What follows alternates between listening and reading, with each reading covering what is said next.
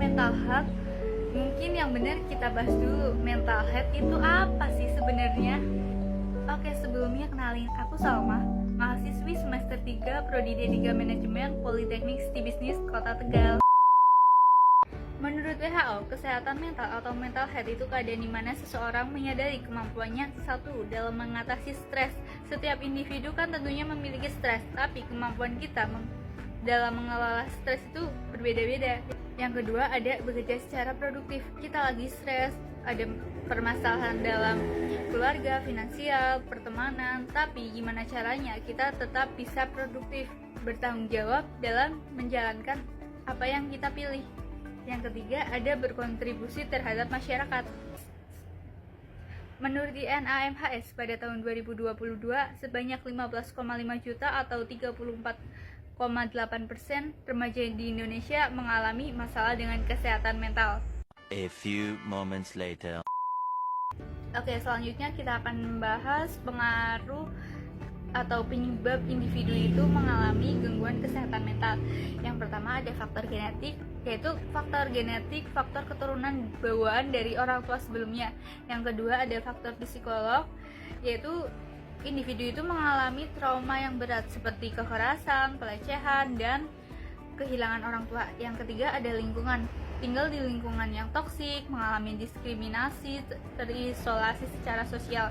Yang keempat ada biologis, yaitu kelainan di mana individu itu memiliki kelainan di fungsi-fungsi otaknya, atau individu itu telah mengalami cedera otak.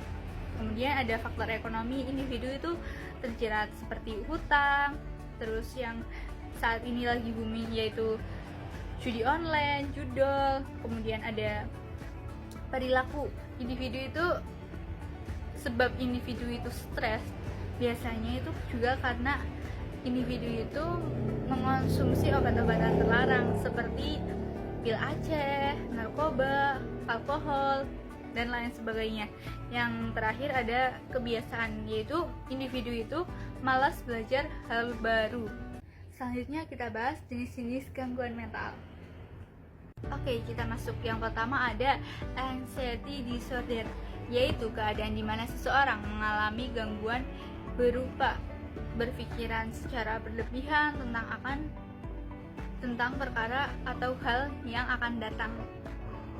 Yang kedua ada obsessive compulsive disorder atau OCD, yaitu keadaan di mana seseorang mengalami cemas berlebihan dan menghilangkannya itu dengan cara melakukan hal-hal yang berulang kali seperti mencuci tangan berulang kali, kemudian merapikan barang-barang hingga benar-benar rapi. Yang ketiga ada schizophrenia, yaitu keadaan di mana mengakibatkan seseorang mengalami halusinasi, delusi, dan perubahan kelakuan. Yang keempat ada depresi, yaitu gangguan yang mempengaruhi pikiran atau perasaan seseorang, yang biasanya itu disebabkan oleh patah hati. Awas lo, hati-hati. Yang kelima ada eating disorder. Eating disorder dibagi juga menjadi 3, ada anoreksia, yaitu ketakutan akan obesitas, yaitu seseorang itu takut akan badannya itu gemuk atau berubah secara drastis dan menyebabkan nafsu makan berkurang. Yang kedua ada bulimia, yaitu makan secara berlebihan atau purging ketika patah hati gitu misalnya. Yang ketiga ada binge eating, yaitu makan dalam jumlah yang banyak dalam waktu yang singkat. Biasanya ciwi-ciwi nih, misal patah hati, kemudian kalian kan biasanya makan untuk menghilangkan stres dalam jumlah yang banyak, tetapi kalian itu tidak menyadari bahwa itu termasuk gangguan mental. Nah, terus gimana sih Kak kalau kita udah mengalami gangguan kesehatan mental? Oke, yang pertama kita bisa melakukan konsumsi obat-obatan yang diresepkan oleh dokter, seperti obat trisiklik atau obat antidepresan lainnya.